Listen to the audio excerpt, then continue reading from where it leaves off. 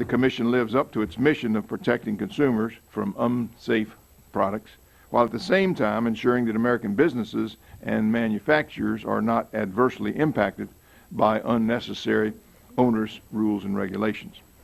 The President's fiscal year 2016 budget request for the Consumer Product Safety Commission totals $129 million. That's a $6 million increase over 2015. Includes $5 million for a nanotechnology research center. I'm very interested to learn more about this initiative.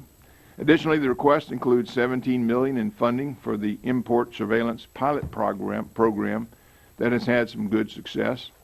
However, I'm concerned with the Commission's request to collect a fee from importers in an effort to expand the program. So I look forward to your testimony here today, justifying the fee, but as well for the outreach the Commission has done with those involved in the global trade.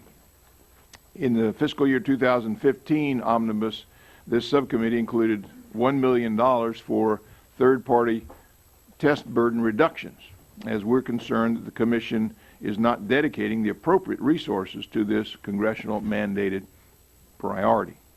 I look forward to hearing your testimony today on how the Commission is implementing this mandate and work you have done to reduce the significant third-party testing burdens. And finally, I'm interested in learning more about how the Commission works with all the stakeholders.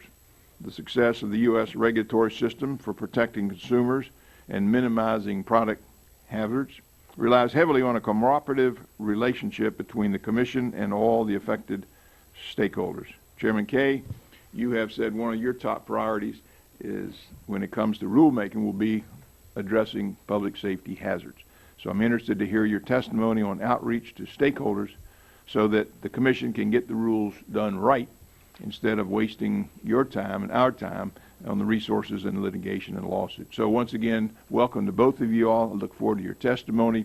I'd like now to recognize my distinguished ranking member and friend, Mr. Serrano. I noticed the hesitation after distinguished. Was that just I didn't know if you're a distinguished friend or distinguished ranking member. Okay. I think you're both. Friend, thank you. Thank you, Mr. Chairman. I would also like to welcome Consumer Product Safety Commission Chairman Elliot F. Kaye and Commissioner Anne-Marie Buerkle, who also happens to be my former colleague from the New York State delegation. I thank you both for making the time to be here today. It has been several years since the CPSC has had a hearing before the committee, and I am glad to have the opportunity to discuss with you all the fiscal year 2016 budget requests and other issues of great importance to consumers. The CPSC has an important role to play in protecting consumers. It is responsible for ensuring that products for sale on the domestic market pose no safety hazards or threats to American consumers. Without CPSC's supervision, the American market would be overrun by products that could cause significant deaths, injuries, and safety threats to consumers. Providing adequate funding to this agency should be a high priority for this Congress or any other Congress. The agency has made significant advances over the past several decades. Families and individuals have been spared great harm as a result of the agency's work to recall household products such as toys, baby products, and household cleaners, which are found to be defective and dangerous. This work cannot be accomplished without the staff that the agency employs. Unfortunately, employment within the agency has steadily declined over the past 30 years. It seems that budget constraints have impacted employment rates. The decrease in employment is particularly troubling to me as more and more products enter the market. Each year I am especially concerned with the agency's ability to continue to provide consumers with necessary safety information and regulate new products in the growing market. The agency seeks to expand its research and development in the area of nanotechnology in this year's budget. Nanotechnology is being used to develop products from backpacks to toothbrushes. The government spends more than $1.5 billion per year on nanotechnology research and development, including such things as military and material applications at agencies such as DOD, Energy, and EPA, but spends about 0.1% or $2 million annually at the CPSC to understand the safety implications of consumer products, including children's products that utilize this technology. In the interest of getting the agency ahead of the curve rather than behind it, I believe Congress should consider supporting more funding for this area. I would also like to express my concern for the need to increase the agency's presence at our borders. In the past few years alone, we have seen Chinese products come onto the U.S. market that have been defective and dangerous for American consumers. It is imperative that taxpayer dollars are used to hire and train personnel who can work in conjunction with the U.S. Customs and Border Protection to make certain that defective products do not make it into our homes.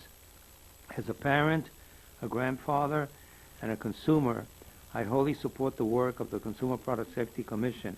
I look forward to discussing these and other issues with you. And I must say, Mr. Chairman, that this agency doesn't get the attention from Congress that it should. And I don't mean just in funding. A lot of people don't pay attention to it.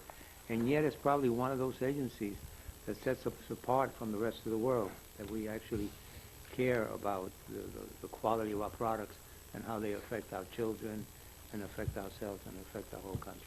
Thank you. Thank you, and that's why we're having this hearing today. So, Chairman Kaye, we'd like to recognize you for an opening statement. If you could keep that within the 5-minute framework, we'll have more time for questions. The floor is yours. Thank you, Mr. Chairman. Good morning, Chairman Crenshaw, Ranking Member Serrano, and the members of the subcommittee. Thank you for the invitation to come speak about the work of the United States Consumer Product Safety Commission and our budget for fiscal year 2016. I'm also pleased to appear alongside my friend and colleague, Commissioner Anne Marie Buerkle, who brings great leadership to many issues, especially our efforts to reduce testing costs while assuring compliance with the law. CPSC's vital health and safety mission touches everyone in some way, each and every day, from the parent of the baby who gently moves his or her child throughout the day from crib to baby bouncer to stroller and back to crib, or the self-employed millennial who on a cold winter day relies on a space heater to stay warm and an extension cord to power a computer, to the baby boomer who purchased adult bed rails to help care for an aging parent moving in. The products in the CPSC's jurisdiction are inseparable from our daily lives. We believe we provide an excellent return on investment for the American people. We run a lean operation, especially considering the thousands of different products in our jurisdiction, and we cover them all with a budget in the millions, not the billions.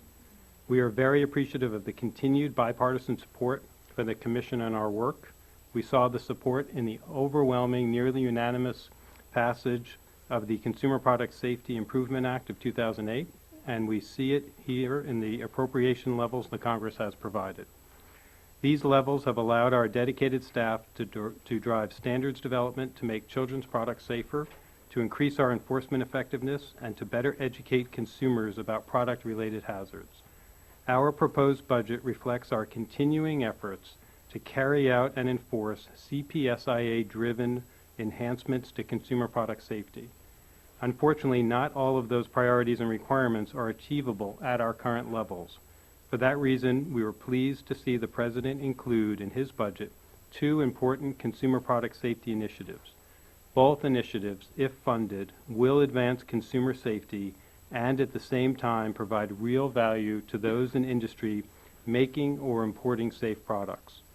First, we are seeking a permanent funding mechanism to fully achieve the intent of and direction in CPSIA Section 222. Section 222 called upon the Commission to develop a risk assessment methodology to identify likely violative imported consumer products. In 2011, we created a small-scale pilot that has been a success.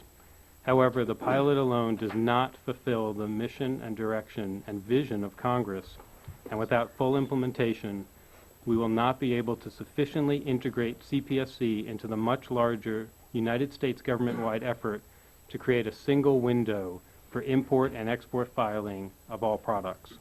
If the CPSC can be fully integrated into the single window, we can transform Congress's vision of a national scope, risk-based, data-driven screening at the ports into a reality that will mean safer products in the hands of American consumers and faster entry for importers of compliant products.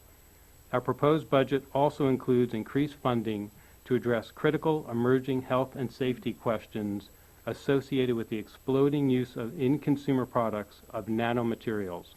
These materials offer many benefits. However, there has been a significant lag in assessing possible health effects of human exposure to nanomaterials in consumer products, especially to vulnerable populations such as our children. In light of the questions raised in the scientific community about the effect of certain nanoparticles might have on human lungs, concerns that center on identified similarities to asbestos exposure, we are seeking to significantly advance the state of the science as it relates to human exposure from consumer products with nano. In the absence of CPSC driving this work, it will not be done by any other federal agency. All involved, companies already using the nanomaterials in the products they make, and parents whose children are already using these products deserve to know sooner rather than later the answers to the health questions posed. Finally, I would like to discuss an additional priority of mine, one that is not reflected in dollars, but to me at least makes a lot of sense. How we at the CPSC do what we do is often as important as what we do. Since day one in this position, I have worked daily to try to establish a certain culture among the 5 of us at the commission level.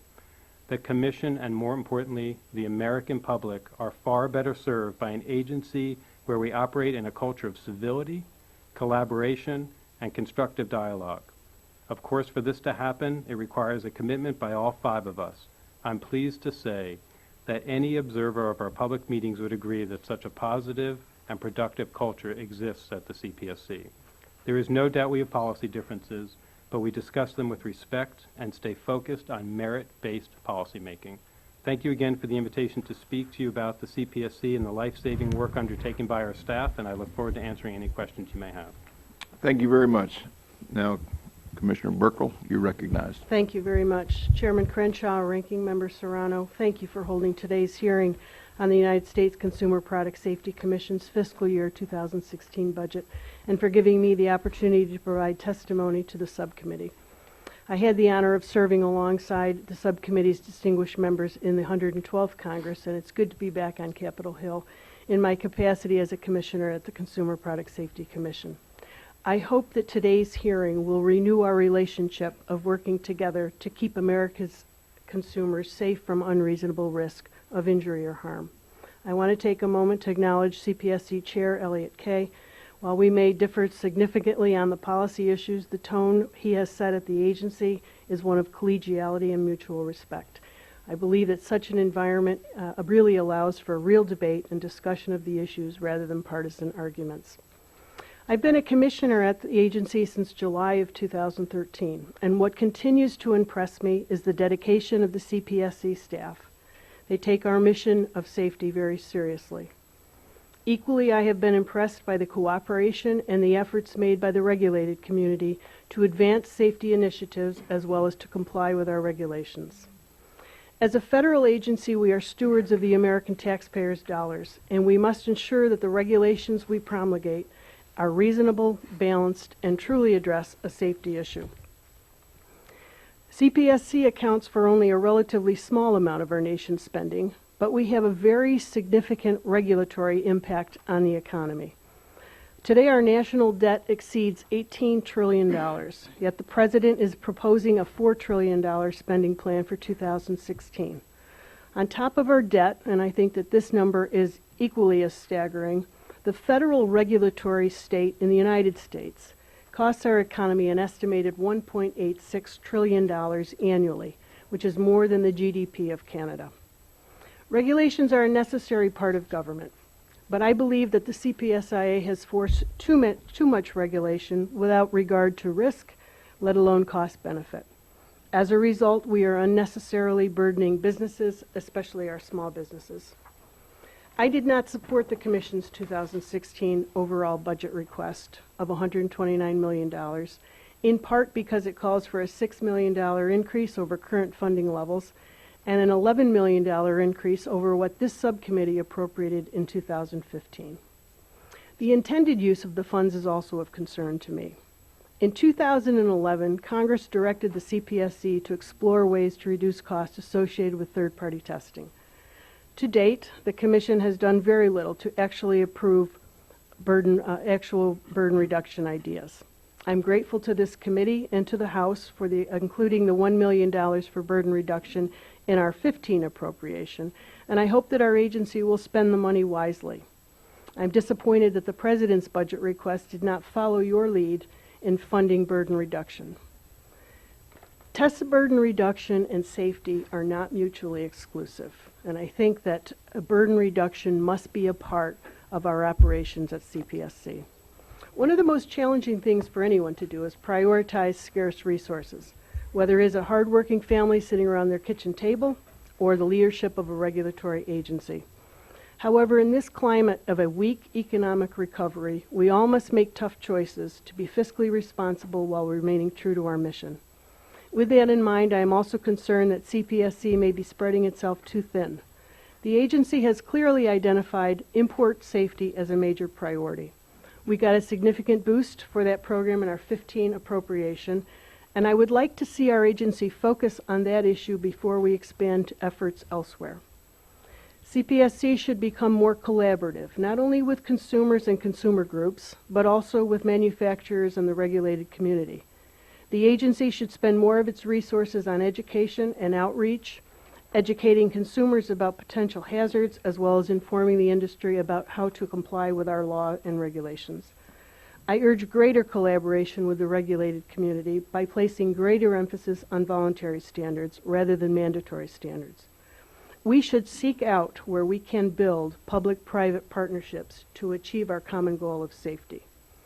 Rule review must be a greater priority for CPSC so we can better understand what regulations are effective and which ones are not. Doing this will allow us to ensure that the rules we have promulgated are meaningful and, more importantly, actually improve safety. Rules that are not working or are no longer necessary must be amended or should be repealed. The common goal for all of us, Congress, CPSC, industry, and consumers, is safety. We are all people who have families for whom we want safe products. I have 6 children and 16 grandchildren, and I do not want dangerous products hurting them or any American. But the United States government cannot and should not try to establish a zero-risk society.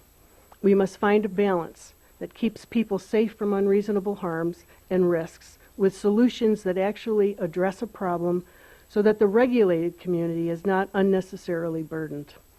We must do so in a way that spends the American people's tax dollars efficiently and effectively.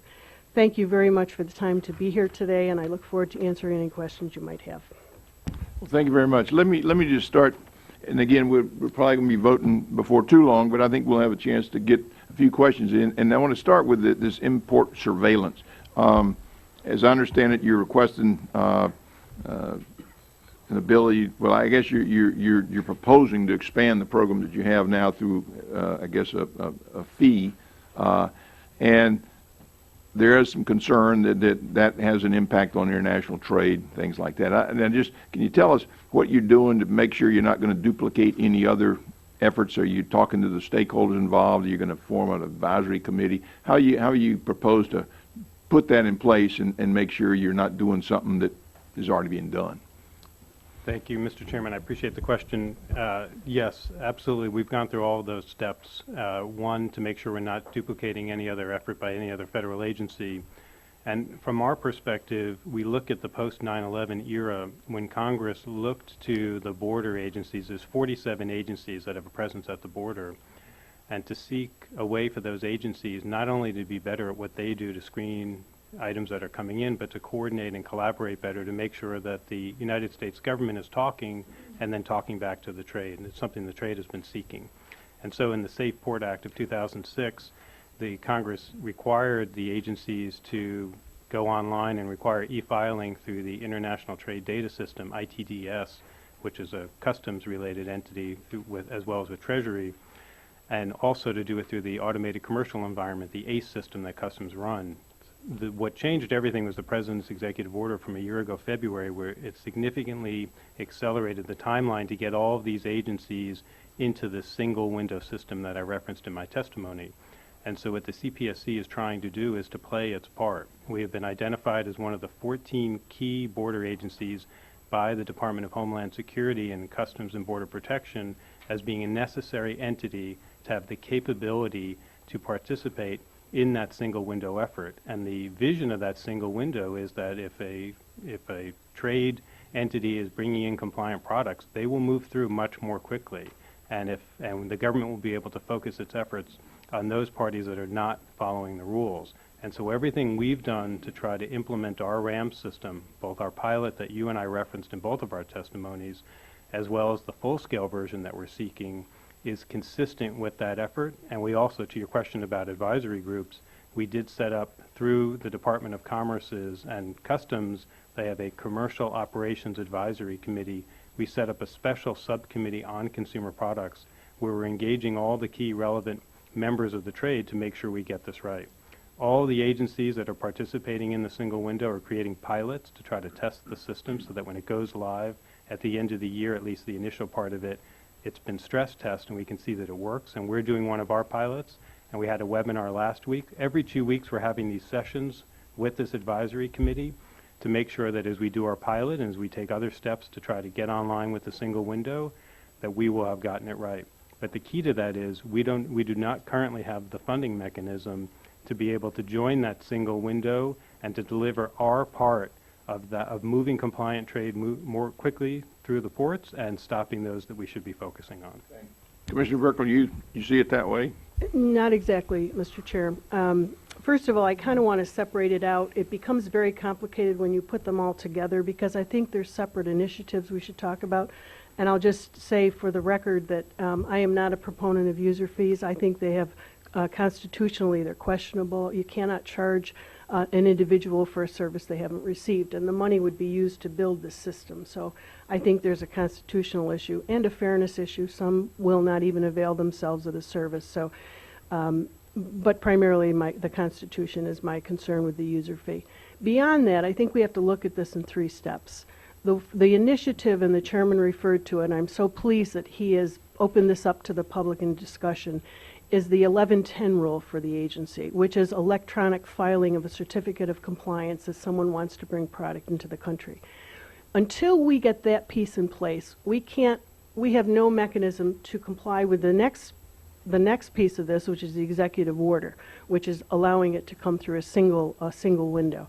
So first we need the 1110. Now, gratefully, the agency is doing a pilot which will start January 2016, which I think is a very wise thing to do because when you are involving so many players and so many parties and you're talking about bringing trade to its knees if we don't get this right. So the pilot is a good idea. So that's the 1110. That final 1110 rule in the e-filing probably won't come up to fruition for a couple of years. The next part of the money we were given in 15 is being used to, it's a needs survey that's being done, a requirement survey. We're spending $1 million on it to put it out and for bid and to have it contracted to look at how and what the RAM system as we expand it should be and how it should work. That makes sense. And before we do that and complete that and identify the needs of CPSC, and I think we should do that first and then spend the money on expanding the RAM. But I think it's important when we talk about this risk assessment methodology, that's RAM, it's that we right now have the capability to look at every line for every article that's coming into the United States. We don't have the people, we're not co-located at many of our ports with CBP, and that's where the money, the additional of the $4 million from last year, part of that will be used to ramp up our presence at the borders, and so that's a good thing.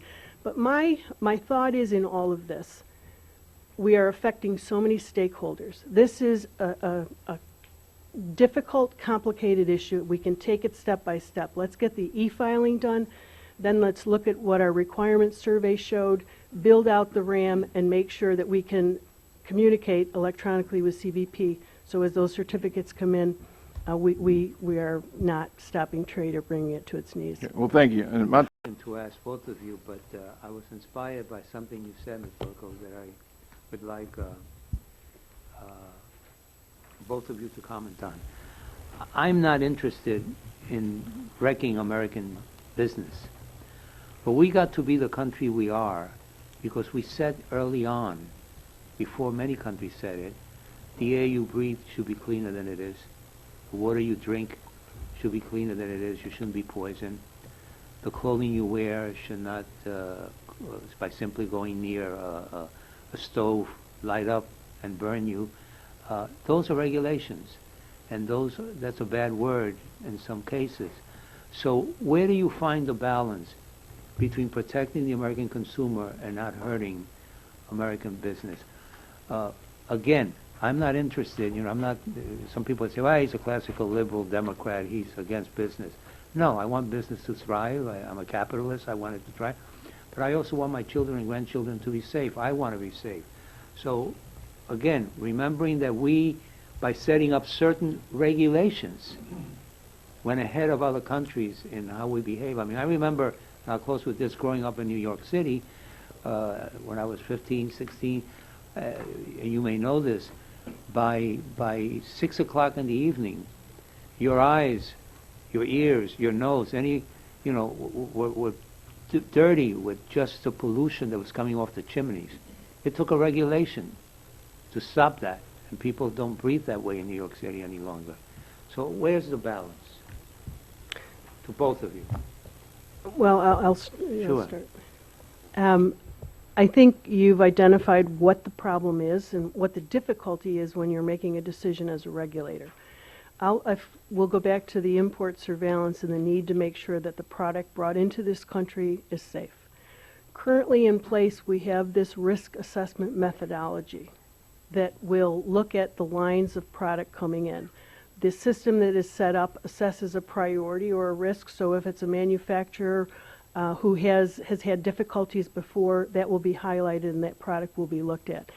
So there is a system in place. It does need to be made so it can communicate with CBP and the whole single window initiative, and that's a very important piece of this.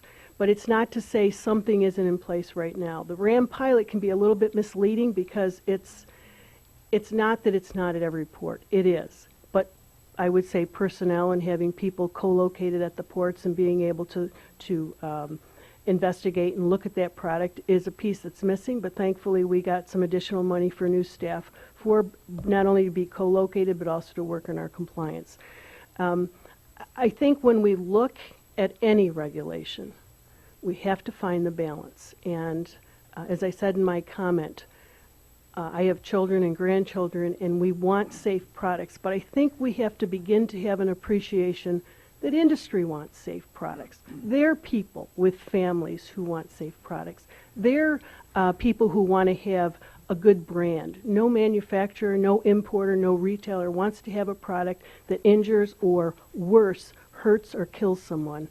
That's not what they are about. And so if we can partner with them, I think that's going to be very important so that when we promulgate regulations, they make sense, they're balanced, and they do protect just what you're talking about. Thanks, Congressman. It's certainly something we spend a lot of time thinking about. I can promise you that. We recently, the Commission approved a rule to require a performance standard for the first time for small, high-powered magnets. You may have seen this in the news. These are tiny, little, spherical-sized or shaped magnets that are basically adult desk toys. Kids were getting a hold of them. They were swallowing them. They were ending up on opposite sides of the kids' intestines. They were boring their way through because they're so high-powered, and they were creating awful, life-altering injuries. And in one case, an Ohio children, unfortunately, it took her life. This was a very challenging rulemaking for us because you had on one side some phenomenally interesting entrepreneurial companies that were doing great things with these magnets. And on the other side, you had this rampant spate of injuries that unfortunately continues while there's still product out there. And you had doctors coming in and surgeons saying, you have to do something about it. You have to save these kids. And parents were up in arms over that. They couldn't control them in their household. They didn't even know they were in their household. They were coming in attached to backpacks and belt buckles, and the parents didn't even know that the kids had picked them up at school. And so we weighed that very heavily. That was a very, very difficult choice. And it was actually the first time that I was the chairman of the agency when the magnets rule was finalized. And during my statement, I spoke to the owner of the company who's going to primarily be affected by that. And I weigh those all the time. It's constantly on my mind. And we try to do the best we can. The law, the Regulatory Flexibility Act, requires us, and we follow it, to focus on small businesses and the impact on small businesses. So that's always at the front of our mind. But this idea that there are these faceless bureaucrats in Washington who don't think about it is totally false. And I know that the time expired. The last thing I want to mention, though, is we had the longest hearing in the history of the agency back on January 7th, and had to do with recreational off-highway vehicles. And we started in the morning, Commissioner Buerkle remembers it well, and we finished and it was dark out at night. And we had panel after panel of all different types of folks coming in and talking to us about our rulemaking, and the point of that was to try to get it right. So we do think about these issues. It's certainly at the top of our minds, and it will continue to be. Thank you. In closing, Mr. Chairman, we spend a lot of time, as we should, worrying, being concerned about the working conditions of people who make products overseas and so on. And I think we spend less time concerning ourselves with the product they're producing. And my concern goes back to the fact that, I'm one who believes we do live in the greatest country on earth, but we didn't get here without a certain behavior. And if that behavior is overburdened, we should look at it, but we should not just discard it as just more government, oversight or whatever that is bad. If I could Thank you. just No, add to we're going to try to give everybody a chance. Mr. Ridgel. Thank you, Mr. Chairman. And Chairman Kaye and Commissioner Buerkle, thank you very much for being here. And I noted with appreciation, Mr. Chairman, that your emphasis on civility and collaboration and constructive dialogue, and that was affirmed in the Commissioner's written testimony as well, and I appreciate that. I'd like to draw your attention, Chairman Kaye, to the disposition of the interpretive rule.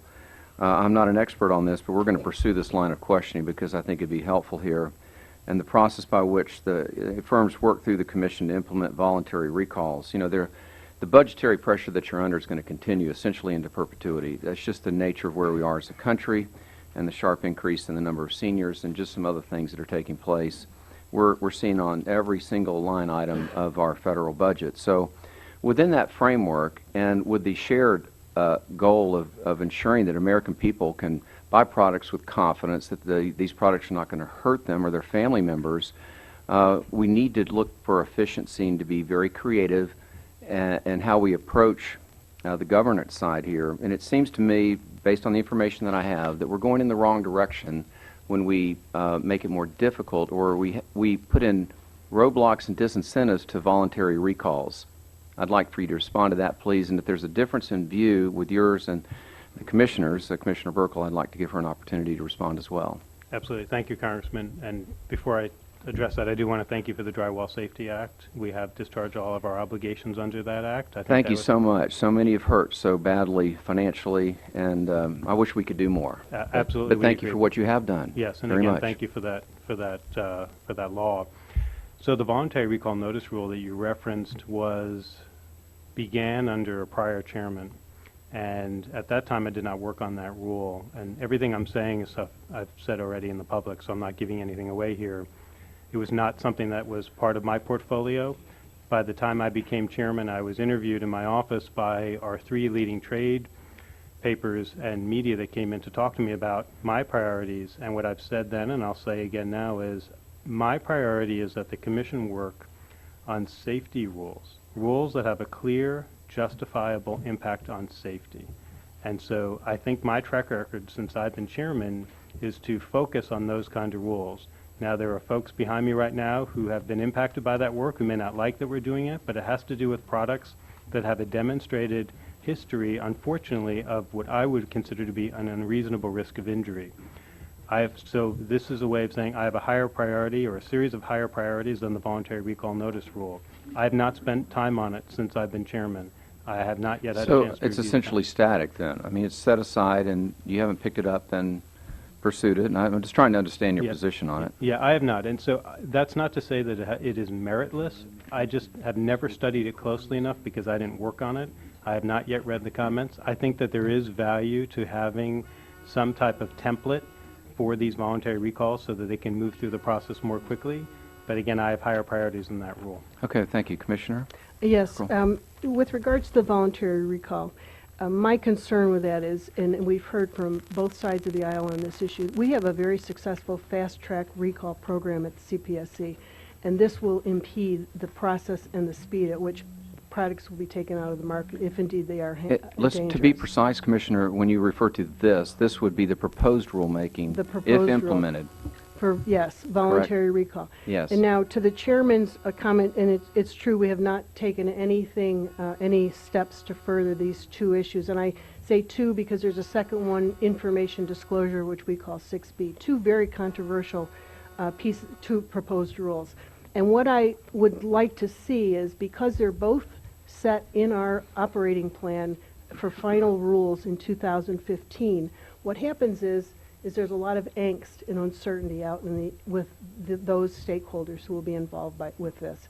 And that is a problem because there's uncertainty as to whether or not we're going to move forward with these proposed rules. And I'd like to see some resolution on that. If we're not going to take action on them, we really should get them out of the operating plan so we can create some certainty for the stakeholders. That sounds like compelling logic, and I thank you both for your testimony today. And out of respect for my colleagues, I'm going to yield back. Perhaps we can get another line of questioning in before they have to go vote. Thank you. Thank you very much. They just called a vote, but I think we have two members that would like to ask questions, and if we could all pay attention to the clock, I think we can have those questions, and then we'll probably have to go vote. So, Ms. Ferrera Butler. Thank you. And you referenced, Commissioner, Chairman, the ROV rulemaking. You know, as someone who grew up in Southwest Washington State, I remember riding different off-road vehicles as early as 6 years old. My family would go out, we'd go camping, go with other families. It was one of the ways my mother kept my brother focused because he was passionate about it. And in Southwest Washington, we have a community that's just as passionate. And quite frankly, this is going to sound a little funny, but we weren't wealthy. You know, you can pick a hobby as a family, and you can find a way to do it that is reasonably affordable.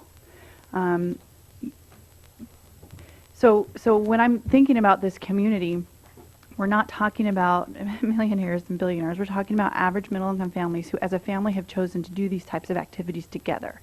And so the affordability piece is incredibly important to me. And you referenced your, you know, I have two thoughts. You referenced the long meeting. And what concerns me the most is that you made the decision, and you know, anybody who's going to use an off-road vehicle assumes a certain amount of risk, whether it's a bicycle or a motorized vehicle or whether you're going to go hiking. I mean, there's a certain amount of personal risk that you have to take into account. Parents, families have to make these decisions.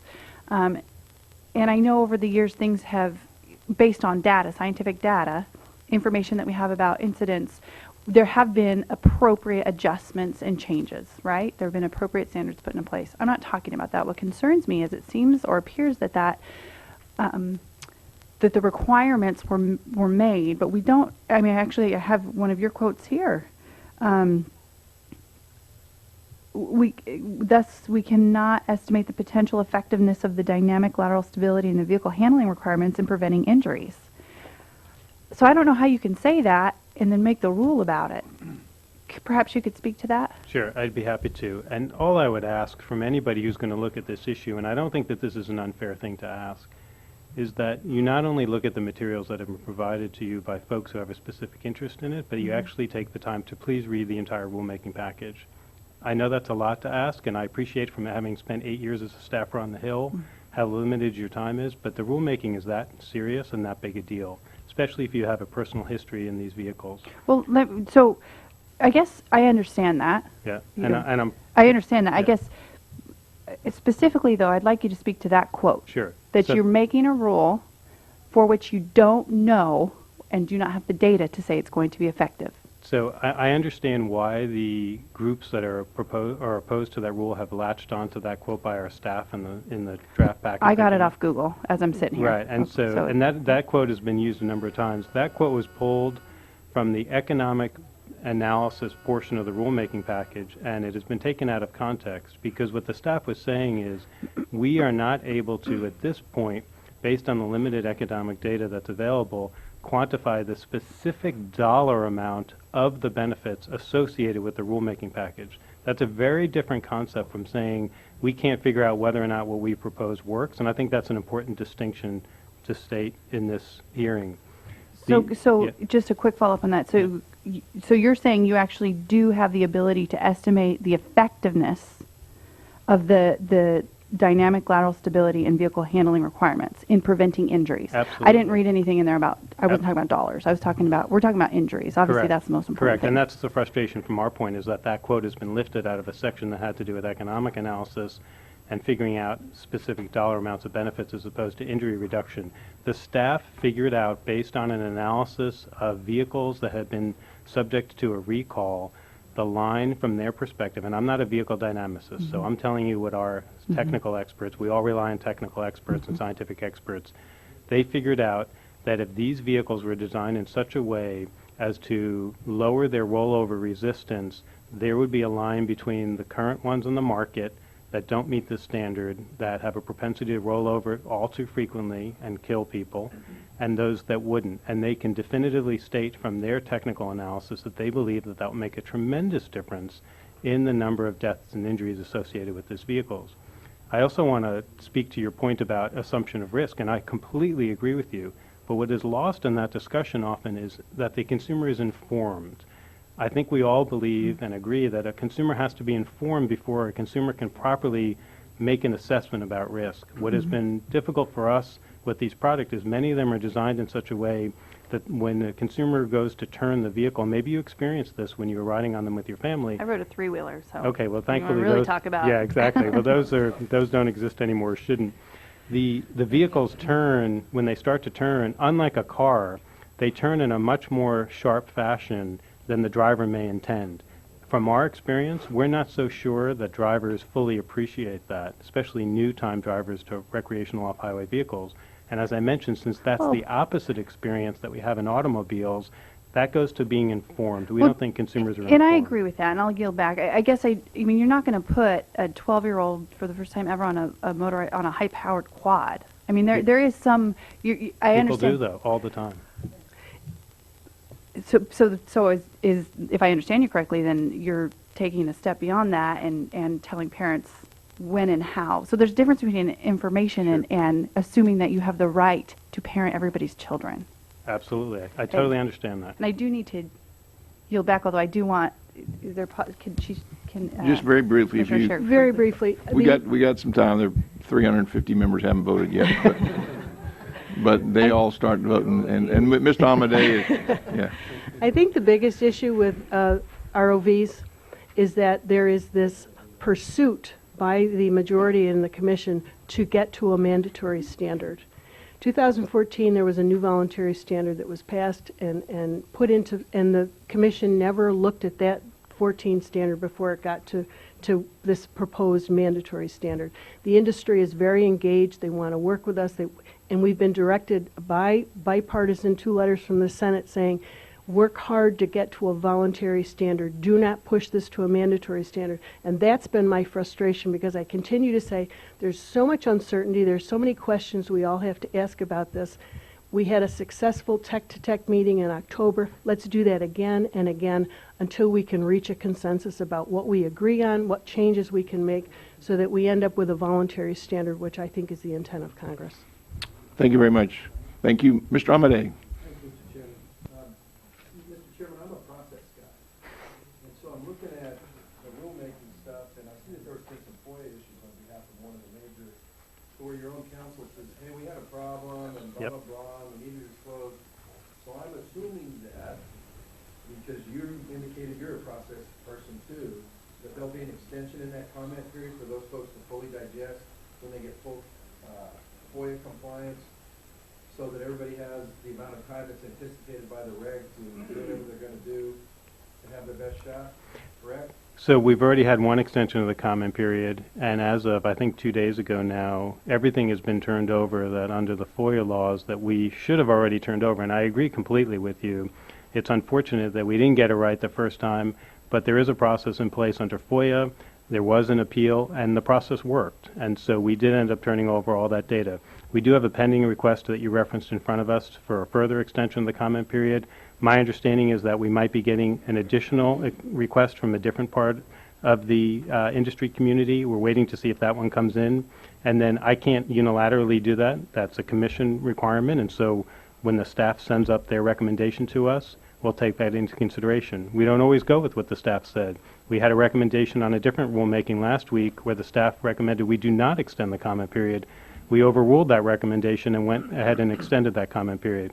I can give you this commitment, and I'm going to slightly disagree with my colleague. There is a pursuit, but the pursuit is not to do a mandatory rule. The pursuit is to get to an effective rule. And so I'm going to continue to be committed. And when I say effective rule, effective standard, that could be a voluntary standard. During that 7-hour hearing that I referenced, I begged, and there's some of the individuals in the room behind me right now, I begged those with the power in the voluntary standards community to reopen the standards process. That is the mechanism for us to join them at the table and create an effective voluntary standard. To date, they have declined to do that. I can't make them do that. You probably could. And I appreciate that. Yep. But the question is not, what are you going to do on the substance? The question started with, I'm a process guy. And so, when I have your own counsel telling me that you didn't meet the law, and I've got single digits of days from when that's complied with to when the thing's at the end of it, and then you come tell me, and I know you can't do it yourself, but in a general sense, it's like, if they got 48 hours after you finally comply, after your own counsel says we didn't meet the standard, I would think that would be a strong case for giving these people, whoever they may be, the benefit of the process. I agree, That's a and general proposition. I agree, and my track record has been fairness, and I'm so not attacking your track record. no, and I appreciate I that. want to make sure that you're a process person. I am definitely a process person, and I would imagine that Commissioner Buerkle would agree. Mr. Chairman, can I just add one quick Certainly. comment to that? And that is the suggestion of opening up the standard, the voluntary standard. The general way a voluntary standard and the answer standards are done is not public. And if CPSC opens up this voluntary standards hearing, it then becomes a public because of our limitations. So it's better to let the ANSI process work the way it always works and not try to change the ANSI process into getting a voluntary standard. Thank you very much, and we can all go. Let me just finally say, and this whole question about balancing safety with the impact it has on commerce. Just finally, I didn't get a chance, but I want you to just be aware that Congress said that we've got to relieve some of that test burden that we're having. That's why we gave you an extra $1 million, because I think we thought that whole concept was languishing somewhere. I think your report that was due on March 16th has just come in. We'll look at that, but I hope you'll continue to make that a priority. So with that, this hearing is adjourned. Thank you so much. I just wanted to say that please don't